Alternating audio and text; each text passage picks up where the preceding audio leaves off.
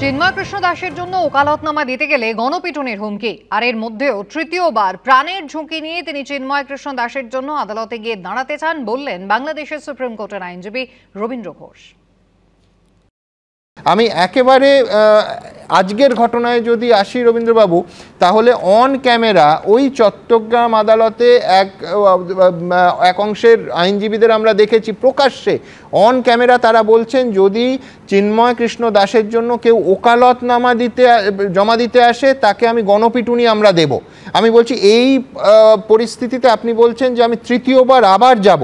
আমি জানি না, দুটো প্রশ্ন। এক হচ্ছে যে প্রাণের ঝুঁকি নিয়ে তৃতীয়বার আপনি যাবেন সেইটা যদি আমাদের বলেন, এবং দুই হচ্ছে এখানে তো আবার সেই অ্যালিবাই বলছি আমি, সেইটা দেয়া হবে যে সকাল থেকে রাত অবধি আপনাকে বসিয়ে রেখে বলা হবে আপনি যেহেতু সুপ্রিম কোর্টে প্র্যাকটিস করেন, স্থানীয় লয়ার নন, সেই জন্য আপনাকে শুনানি করার অধিকার দেয়া হবে না। এটাও তো হতে পারে।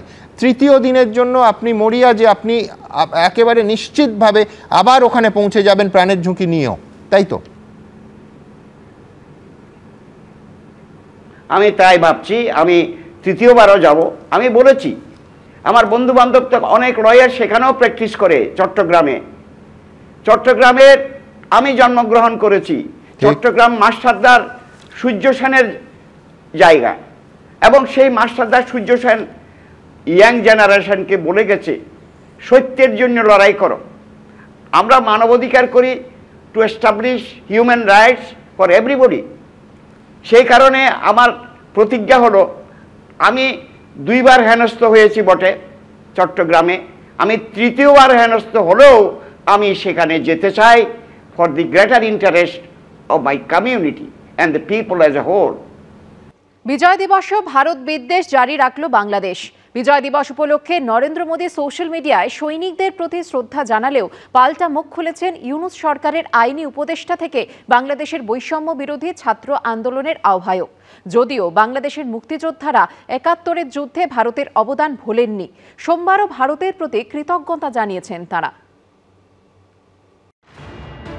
বিজয় দিবস ১৬ই ডিসেম্বর, যেদিন যুদ্ধে পাকিস্তানকে দুর্মুষ করে স্বাধীন বাংলাদেশের ভিত তৈরি করেছিল ভারত। সেই দিনে ভারত যখন বীর সৈনিকদের প্রতি শ্রদ্ধা জানালো, তখনও বাংলাদেশ সেই ভারত বিদ্বেষী চালিয়ে গেল। সোমবার বিজয় দিবস উপলক্ষে নরেন্দ্র মোদী সোশ্যাল মিডিয়ায় লেখেন, বিজয় দিবসে আমরা সম্মান জানাই সেই বীর সৈনিকদের সাহস এবং আত্মত্যাগকে। ১৯৭১-এ ভারতের ঐতিহাসিক জয়ে যাদের অবদান অনস্বীকার্য। তাদের অটুট সংকল্প আমাদের দেশকে বাঁচিয়েছিল এবং মহিমান্বিত করেছিল। আজ তাদের অসাধারণ বীরত্ব এবং সাহসকে সম্মান জানানোর দিন। তাদের আত্মত্যাগ প্রজন্মের পর প্রজন্মকে অনুপ্রাণিত করবে এবং দেশের ইতিহাসের অঙ্গ হিসেবে থেকে যাবে। কিন্তু সঙ্গে সঙ্গে নরেন্দ্র মোদীর পোস্টের সমালোচনায় সরব হন বাংলাদেশের বৈষম্য বিরোধী ছাত্র আন্দোলনের আহ্বায়ক হাসনাত আব্দুল্লাহ। ফেসবুক পোস্টে তিনি লেখেন, এটি বাংলাদেশের মুক্তিযুদ্ধ। যখন এই স্বাধীনতাকে ভারত নিজেদের অর্জন হিসেবে দাবি করে, তখন আমি একে বাংলাদেশের স্বাধীনতা, সার্বভৌমত্ব এবং অখণ্ডতার প্রতি সরাসরি হুমকি হিসেবে দেখি। ভারতের এই হুমকির বিরুদ্ধে আমাদের লড়াই চালিয়ে যাওয়া অবশ্যম্ভাবী। এই লড়াই আমাদের চালিয়ে যেতেই হবে। আজকের এই বিজয়টাকে উনি বলেছেন India's historic victory in 1971। India's, so the focus was in India's. একটা ম্যাচের উইনার একজনই হয়, ট্রফি একজনই থাকে, ট্রফি তো একজনই পায়। তাইলে ৭১-এর ট্রফি যদি ইন্ডিয়া পায়, তাহলে বাংলাদেশ পাইছে কি?